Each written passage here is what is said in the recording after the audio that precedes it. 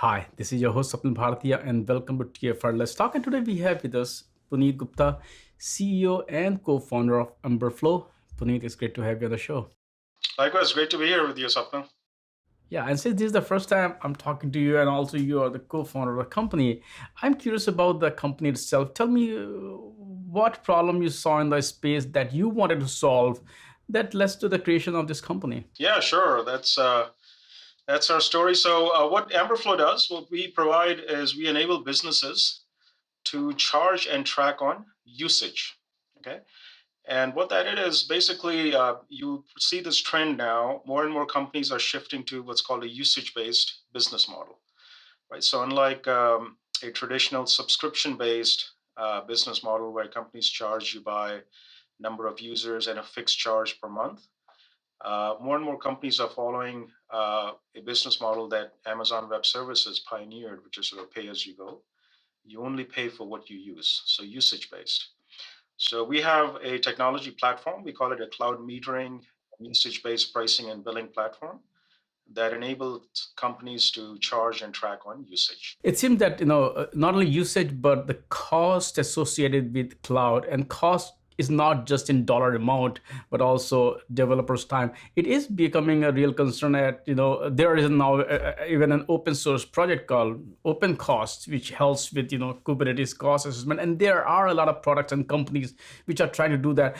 So I would understand from you, is cost really becoming one of the biggest concerns when it comes to cloud adoption? Because the thing is, unlike previous word where if you need resources you have to go to the team, ask them, it will take 5 6 months but you will get what you want. Here you can get it what you want today, you can get it yesterday, and sometimes you over provision, you don't even use all those resources.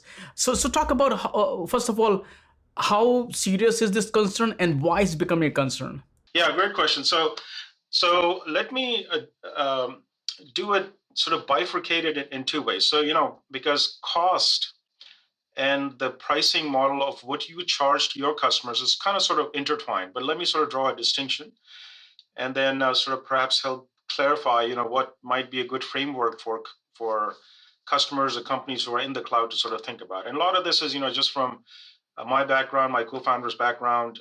We spent a few years at AWS, Amazon Web Services, in the early days. Uh, I personally had a chance to, with a team out there, build a couple of tier one AWS services. So that's sort of where I got quote unquote religion about usage-based pricing, billing, underlying technology primitives, cost optimization. So we'll cover all of that. But what you asked, see, let's take a step back. Um, if you were to ask, why did even this usage-based business model even came about? What was it even at AWS that they chose to launch with a usage-based pricing model, right? Because think about it, they didn't have to. They could have just as well launched an AWS S3 service and made it subscription basis, right? But they decided to do it on a usage base. And the underlying vector is that cloud is elastic by nature. That was the value proposition, right? That these resources could be consumed on an elastic basis. You could dial it up or you could dial it down. That was the premise of cloud computing. That was the underlying thesis. And if that was the founding design principle of the service, that it's elastic in nature, then naturally you needed a business model, a pricing model that was also elastic. That would, if you use more, you would pay more. If you use less, you would pay less. Now, as things went on, clearly sort of cost became an issue because you could easily dial it up or dial it down. Perhaps for lack of controls, people could, just consume more and then perhaps, leave some of those resources running. So cost started to become a discussion in cloud computing that, how do I contain costs? So that's one vector. Okay. And there are some tools out there that you could use to sort of get ahead and gauge a little bit, what you're consuming. So that's one vector. The other is, okay, if you're building in the cloud, so let's say companies like Snowflake, Twilio, sort of all these modern cloud native companies, what is the business model that you are going to sell your services, product services to your customers on the backs of what kind of a business model? And you will find that these companies who came in, uh, as we call them cloud native, and they build their entire stack natively on the underlying cloud providers, they also chose to sell their products and services on a usage-based model, pay as you go, right? And what I'm highlighting is, again, none of this is by accident. The reason why this happened, why Twilio, Snowflake, Databricks, and increasingly just about every other company is looking to launch their products and services on a usage-based model, is because the underlying usage, their own cloud resources are on an elastic basis. So to have a full alignment, operational efficiency from the front end, when I say front end, what your customers pay you and what you pay in turn back to the underlying cloud provider. To achieve maximum alignment, you need to have an elastic business model through and throughout. So that is the place where we're in today. One thing with the cloud is that since things are so accessible, folks end up over provisioning things. Now, it's very easy to over provision, but 99% of the time you may not even use it. There are tools that will help you monitor your usage, but they will not help you actually do anything about that. So talk about from Amberflow's perspective. How do you look at this problem? How do you help them, uh, users, to optimize their cloud usage? Fair question, very fair question. So, in fact, what I'm going to outline, um, let me let me back that up a little bit with some uh, a data set, right? So let's ask the question: who's running cloud really, cloud operations at massive scale, and how are they managing their cloud costs? Would it be fair to say that I think an AWS would be a good example? Obviously, AWS, you have internal teams who themselves are running large services, and they're not just running blind; they must also be doing their own cloud cost management. So let's ask the question of how is AWS managing their own internal cloud costs? So first, as I would tell you that this is not it is not a unsolved problem. It has been solved and it can be solved. Okay, the artifacts are slightly different now. To AWS's credit and to their distinct advantage, they started with a clean slate, ground zero, right? So they have over the years built certain artifacts and tools that help them stay ahead of this problem set. Okay, but I will tell you and your audience that whatever they have, it's not rocket science. It's not exclusive to them. It is just good old business process, best methodology, and certainly a tool set that kind of works in cohesion and helps them stay ahead. So let's unpack this. Okay, so today, uh, the cloud cost management tool that is available to most of us is on the backs of what many of these tools do. They will parse your AWS bill and they will tell you, here's some resources that were not fully utilized, so you should dial them down, right? But a lot of the tools out there today based on parsing your AWS bill, right, or your cloud provider's bill, and asking you to take some actions based on what they derive from the bill. I would tell you categorically and factually that is not how AWS does it. I can speak from firsthand information. As I mentioned to you, I led a couple of services there. And cloud cost management is a big initiative inside AWS. All GMs, managers have to own it and have to continuously take cost out of the equation. So the way to do it, Swapnil, is you have to get ahead of the bill. Let me put it in sort of in more sort of direct terms. If you are a leader inside AWS, a GM owning a service or whatever, you're not waiting to get your AWS bill to figure out your cost profile and how to manage that. You put artifacts and probes in your technology stack that gives you visibility on what you are consuming ahead of the bill. And there's a term for that. It's called cloud metering. So the teams deploy what's called a metering service, and you basically have to usage instrument yourself what you are consuming. Don't rely and wait for the cloud provider to give you the bill and then parse that bill, because that's totally too late. You have to put probes in. So you have to, in your technology stack, you have to put a layer of usage instrumentation. And the word for that is called cloud metering. Put that artifact in your technology stack and quote unquote generate your own usage bill of your consumption before it even gets to the AWS bill. And once you have that dashboard and that metrics, that's how you contain your cloud costs.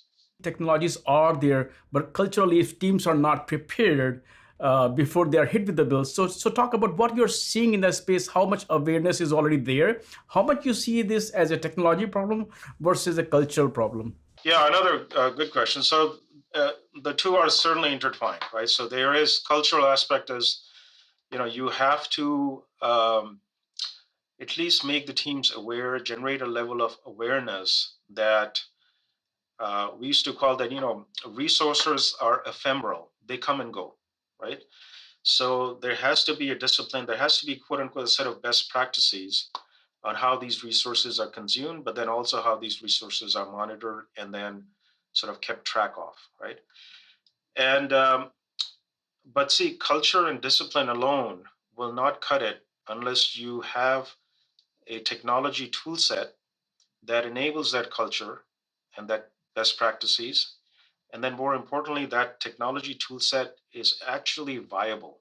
It actually works and it is delivered to the right teams at the right place so they can make use of it. I cannot overstate the fact that, the reason why, Swapnil, we are still talking about cloud cost management and cloud, AWS is 15 years or more in the working. You would think that, like I said, this is not a rocket science. This problem has been solved at AWS. No team, is surprised inside AWS. They are in control of it. Okay. So you understand what I'm saying, right? Because it's been 15, 20 years in the working. You don't get a pass inside AWS. Oops, I didn't know, I had a cloud cost overrun. You are ahead of that process.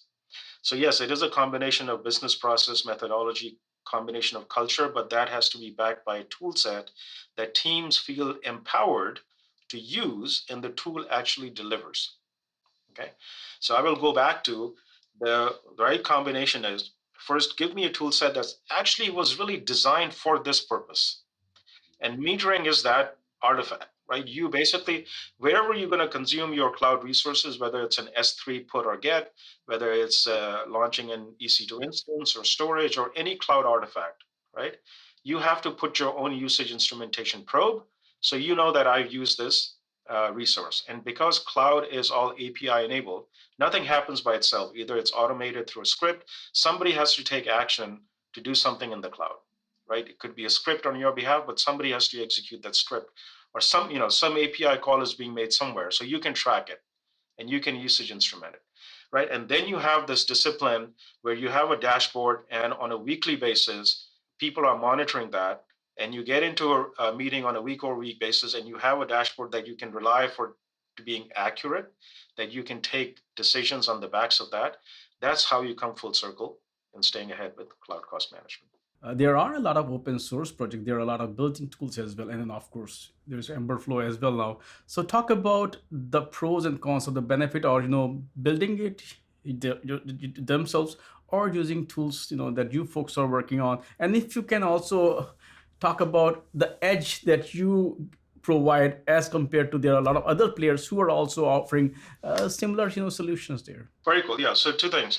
One is, okay, respect to, let's say, open source, where do we fit in and what's the value proposition, why you would go open source versus something like Amberflow.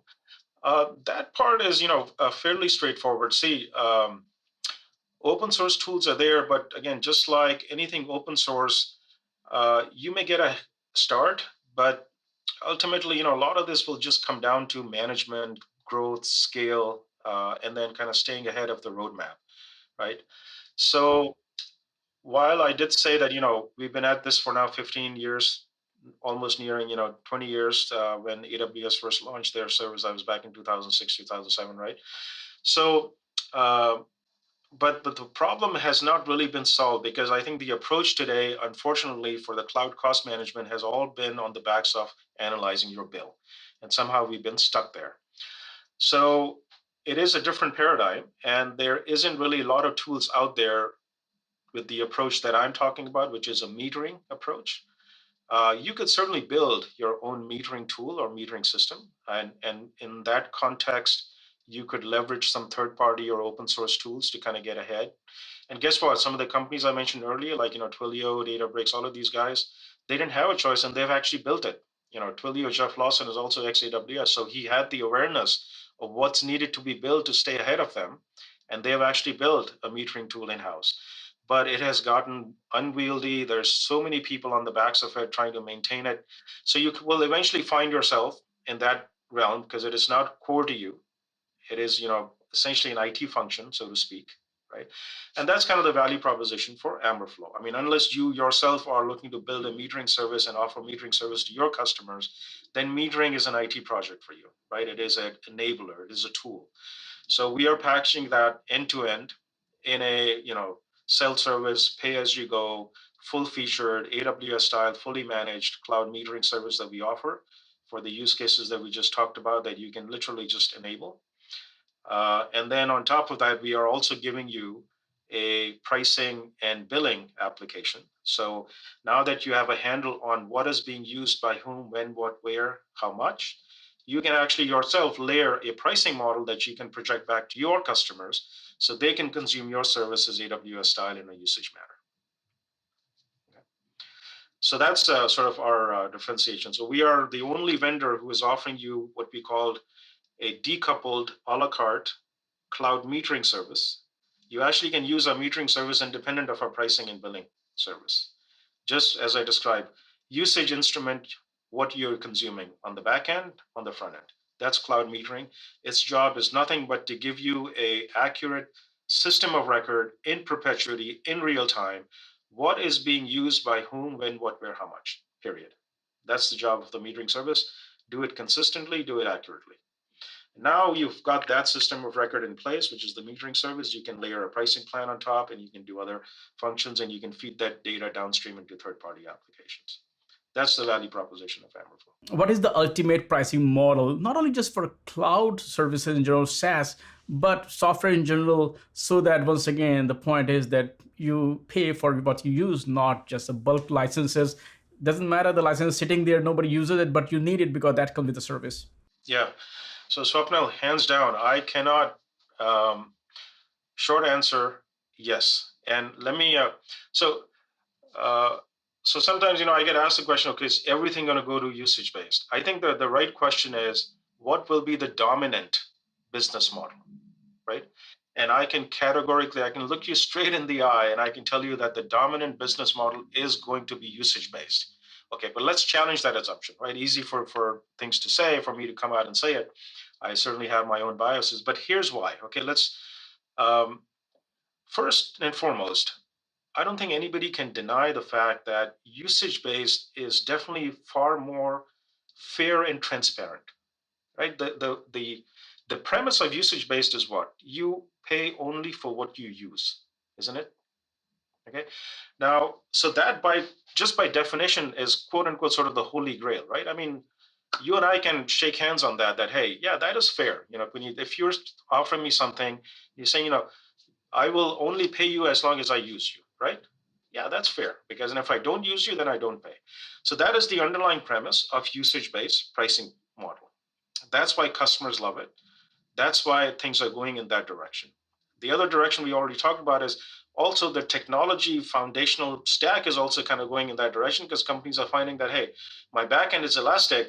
So I have to ultimately align, if some request comes in from the front end that gets farmed out on the back end, I have to basically align the two models. So that's also why companies are leaning towards usage based. It's a win-win. Okay. So there is no question that things are going to go in this direction. One, there are multiple vectors that are going in that are pushing things in the direction. One is, like I said, cloud native. If you're building on cloud native technologies, those are elastic, that will push in this direction. Second is there's going to be a huge pull by customers because usage based eliminates shelfware, right? Customers are starting to learn and appreciate, yes, nothing is more fair and transparent than paying only for what I use.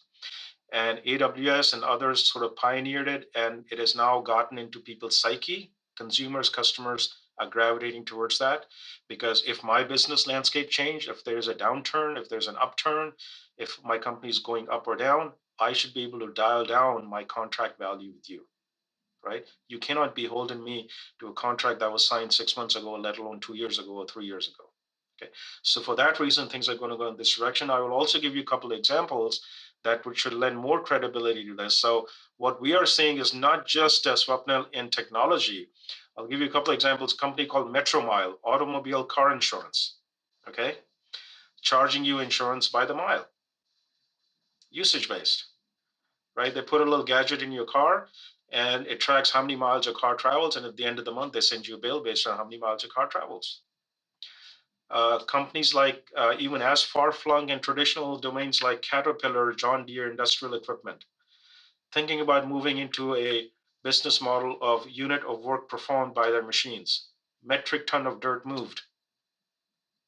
Okay, it's happening. Combination of IoT, combination of the technology stack, giving users the flexibility. It's actually opening up the total addressable market for them by going to this model. It is going to be the dominant business model. The only hiccup is there are not that many tools. The companies who came early into this had to build it themselves. It is a fundamentally different model. This is not a step function. This is a full out change. So as you called out earlier, there's a cultural aspect to it. There's a retooling technology aspect to it, right? So that takes a little bit of time, but it is inevitable. It's going to happen. You're so right. There are two things there. Number one is that, of course, the challenge that comes with metering usage based pricing is that you do need tools built in which can actually track the usage, and that is a lot of onus falls on those companies. They have to build those tools to be able to meter it. Second thing is it will also and I may be totally wrong there, it also becomes makes things more resource efficient, because sometimes you get it, it just sits there, collects dust, it's not being used. But since you bought that license or subscription, that resource is allocated to you, whereas someone else could have used it. When you move to a pricing, if you're not using something, you will stop using it at that moment. Number one. Number two is we are talking about cloud, but if we just look at on-prem, where on-prem is not going, I mean, it's a little bit, and I'm not talking with the pricing model per se, but more awareness or sensitivity about the resources that you are not using, you should free them. So this metering can also be, we can flip in a different way, that if you're not using a resource, you should release it from your bucket so others can use it. What are your thoughts about that? 100%. And again, I cannot again overstate. See, metering is that artifact. So there's a little bit of awareness that is now starting to emerge as more and more companies kind of follow the playbook on the usage-based business model, because they're seeing it ultimately delivers greater retention, higher net retention rate, all of those things. So people are exploring this. But metering has been sort of hidden in the background, right? Like you and I are talking. I would challenge you, there isn't a vendor out there other than Amberflo who's offering you a la carte, self-service, pay-as-you-go, fully managed metering service in the cloud, pure play, AWS style. So it's new. We're sort of in the early innings as more and more companies are shifting. Like we discussed, the companies who have it had to build it themselves. Okay, so but metering is that artifact. You 100% right. Cloud resources are getting spun up and spun down on a minute by minute, second by second basis. That's just the nature of the cloud.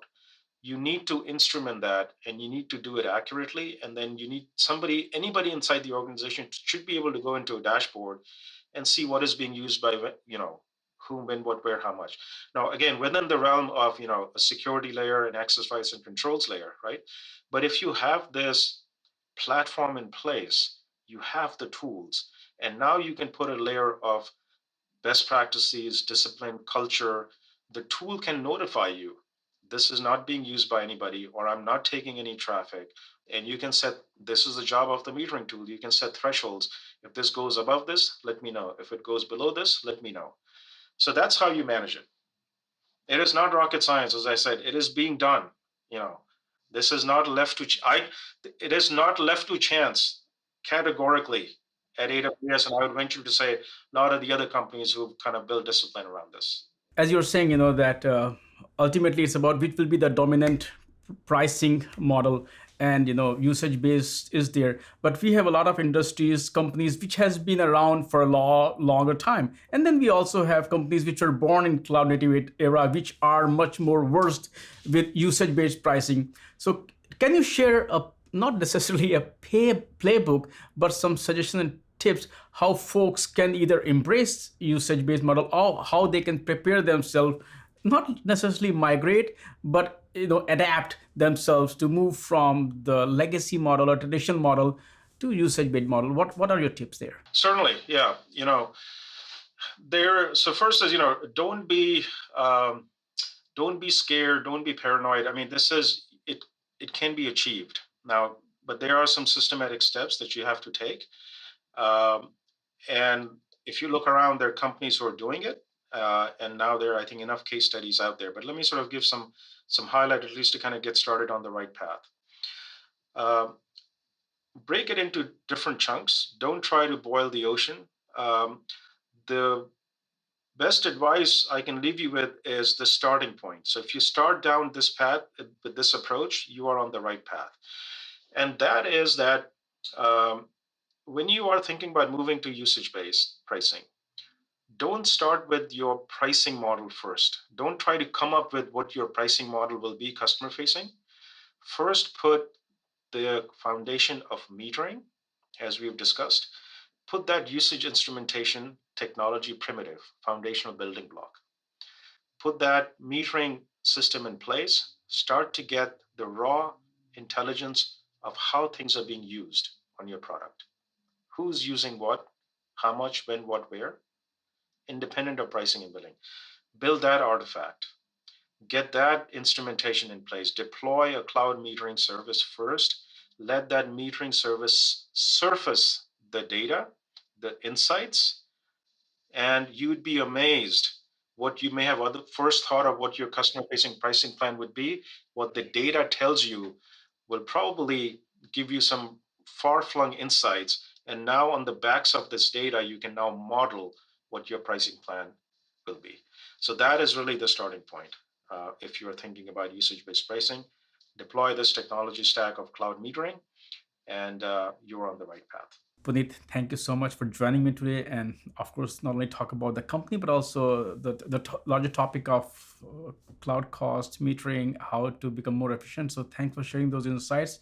And I would love to have you back on the show because this is a topic which is kind of becoming a very big theme in the cloud native world.